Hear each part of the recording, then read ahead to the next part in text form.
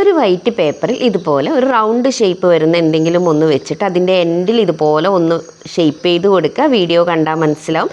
ശേഷം അതിൻ്റെ തൊട്ട് താഴെയായിട്ട് 1 ഇഞ്ച് വീതിക്ക് ഇതുപോലെ മാർക്ക് ചെയ്തൊന്ന് ഷേപ്പ് ചെയ്തെടുക്കാം. ശേഷം OHP ഷീറ്റ് അല്ലെങ്കിൽ ഗ്ലാസ് പേപ്പർ വെച്ചിട്ട് അതിൻ്റെ സെൻറ്ററിൽ ഗ്ലൂ അപ്ലൈ ചെയ്ത് റെഡ് സ്റ്റോൺ ഒട്ടിക്കുക. അതുപോലെ ഗോൾഡൻ സ്റ്റോൺ വീഡിയോയിൽ കാണുന്നത് പോലുള്ളത് റൗണ്ടിൽ ഒട്ടിച്ചെടുക്കാം.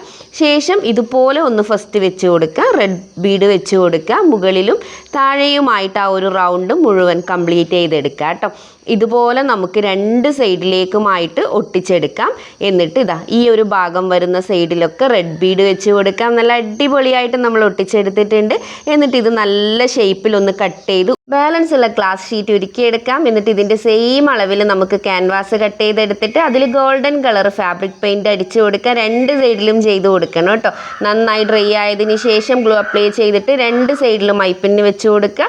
എന്നിട്ട് ഫുൾ ഗ്ലൂ ആക്കിയതിന് ശേഷം ഈ ഒരു മാല നമുക്കിതിലേക്ക് അറ്റാച്ച് ചെയ്ത് നന്നായി ഒന്ന് ഒട്ടിച്ച് ഡ്രൈ ആവാൻ വേണ്ടി വെക്കുക. ശേഷം കട്ടിങ് സ്പ്രിങ് എടുത്തിട്ട് കട്ടിങ് സ്പ്രിങ്ങിൻ്റെ സൈഡിലൂടെ ബാക്ക് ചെറഡ് ഇട്ട് കൊടുക്കാം. എന്നിട്ട് അത് നമുക്ക് ഈ ഒരു മാലയിൽ അറ്റാച്ച് ചെയ്ത് കൊടുക്കാം കേട്ടോ. നമ്മുടെ അടിപൊളി മാല തയ്യാറായിട്ടുണ്ട്. അതിൻ്റെ കൂടെ ഒരു കമ്മലും ഒരു കുഞ്ഞു മാട്ടിയൊക്കെ ഞാൻ ഉണ്ടാക്കിയിട്ടുണ്ട്. സെയിം മെത്തേഡിലാണ് കേട്ടോ. തീർച്ചയായും നിങ്ങളൊന്ന് ട്രൈ ചെയ്ത് നോക്കുക. എന്നിട്ട് ഫീഡ്ബാക്ക് അറിയിക്കാൻ മറക്കരുത് കേട്ടോ.